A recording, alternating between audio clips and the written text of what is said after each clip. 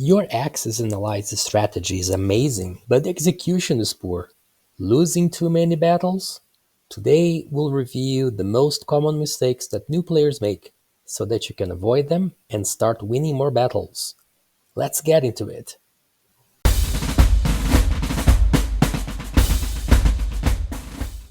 Hi guys, PhD Angel here.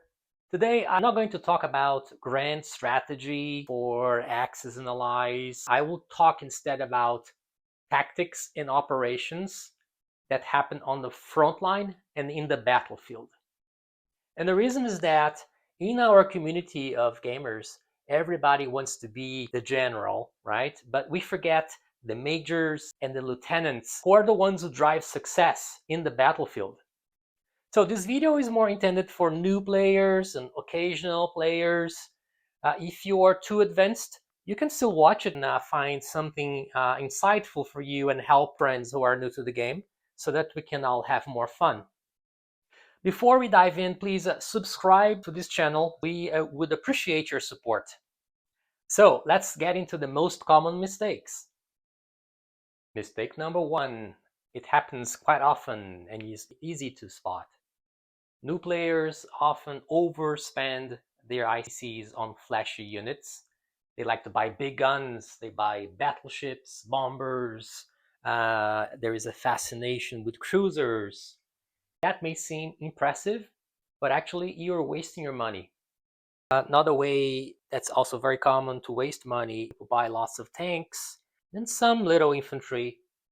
The fact is that the backbone of your military forces need to be the infantry. So your purchases should look something like this. More infantry, and of course, you still need to buy the premium units. So infantry is the backbone of your army because they absorb the hits while your big guns are making damage on the enemy so that the battle can end sooner and in your favor. So invest in a solid base of infantry and of course add higher cost units strategically. Another common mistake is always doing just enough 50-50% battles in your attacks. People just put the minimum amount of units to attack an opponent, like 1 on 1, and then maybe 3 on 2, and then here 2 on 2. Not saying that you should never do that, but just think twice before if that's the way to go, because in those 50-50 battles, chances are is that it's a draw of luck that you're gonna win or lose, right? Keep in mind that the defense has an advantage in the battle in this game. So if you are attacking, you need to overwhelm them. So avoid skirmishes because they will increase attrition in your forces. So seek at least like 80% of victory odds before the battle starts, right? No, over time you'll do your math intuitively, but there are also calculators online that you can be very precise about it. So instead of doing that, think if you really need to, for example, to invade Yugoslavia now, instead you can just pull this to southern France and then bring in a bomber here, right? Something like that. Try to concentrate your attacking forces more. Don't stretch yourself too thin. Another example of a even battle here happening in the sea zones. I'm a German attacking these British small fleet here, which is now a destroyer and a submarine. And I see many players just doing the minimum effort to destroy those British ships. They would just go in with 2 ships. That's very even, right? The chances of winning there are good, but you may also lose both. So instead of just doing that, if possible, bring in something decisive, something that will increase your odds dramatically so that you can end this battle as quickly as possible. And also, or if a bomber is available, if this battleship is elsewhere, so you can do something like that. This increases your odds of winning. Mistake number 3 is a consequence of the previous one, is stretching your front line too thin and weakly defended. As a consequence of these even battles, you may win a big number of territories, but the forces that survive are just too weak to defend them. So you may have like one or two infantry, one infantry and a tank. So these are weak territories that are easy picks for the other side to counterattack. So for example, if you're Germany here, and then you want to expand into the Soviet Union, right? You may roll lots of dice for these battles here, and then you'll find out that at the end of these confrontation, you may have something like this, right? You have all of these territories. However, you only have like one or two infantry there. You're not going to be able to sustain that front. The counterattack can be very powerful. Like Hitler would say, the hordes of Slavic beasts from the mountains, something like that. So be careful. That's poetic license. The solution here is to be selective. Concentrate on what's most important. Concentrate your forces.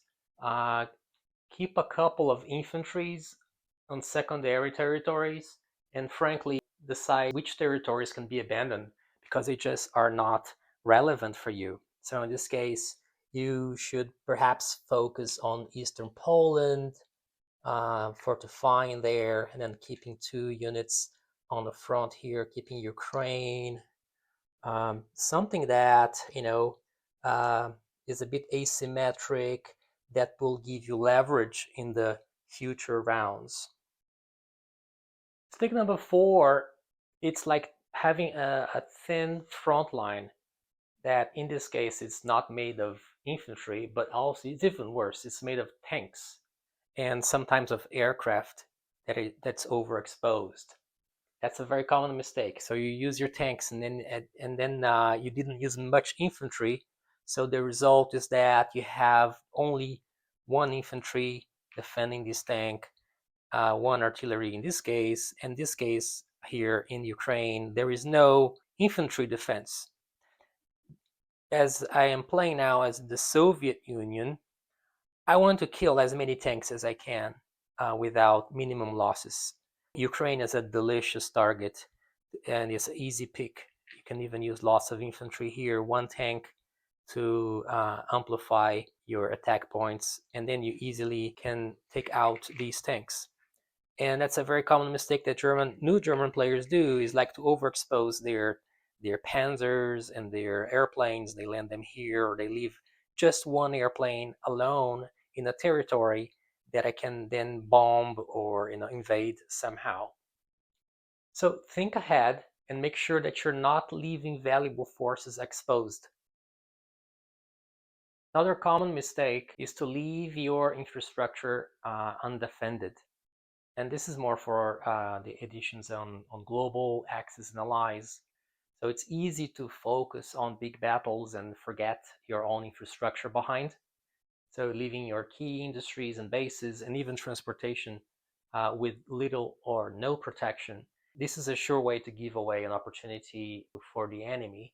So in this case here in England, I have no fighters here, and so the Germans can just come here and bomb the air bases, the airbase or the sea, the naval port, which in this case here they are super important because of the transportation system with the U.S. The naval port gives an extra movement, right, for the sea ships, and the airbase defends the sea units around.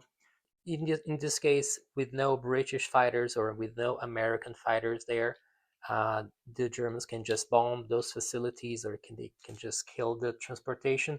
Whereas no, if you have a couple of fighters, they protect that infrastructure and the transport. So your enemy will think twice before sending their bombers, because your fighters, the British fighters here, they can do scrambling to protect the transports, and they can also do dogfights to protect the bases and the factories.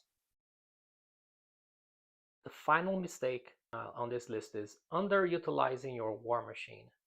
Remember, every unit has a purpose, but new players, they often forget to use them to their full potential. That means they are attack points that you're not applying, or defense points that you're not positioning for better defenses. Now, new players, they are usually good at using the bonuses capabilities, of combining infantry with artillery to get a bonus there, or combining tanks with the tactical fighter to get a bonus for the tactical fighter. Now, oftentimes I see that they leave behind a bomber. So if the bomber is doing nothing in a remote location, try to bring them to the fray. Or in some cases, the submarine is just laying around doing nothing. Bring it to the fray, to some battle. Those are additional points in your attack, or to increase your defense so that the opponent doesn't feel tempted to attack easy targets. So make sure you're using your war machine holistically, to the max, but also safely. And there you have it, my friends. The most common mistakes to avoid so that you can dominate your next match. Now, which of these mistakes have you made? Let me know in the comments. And if you want more videos like this, hit that subscribe button. And now I'm going to Ibiza. See you next time.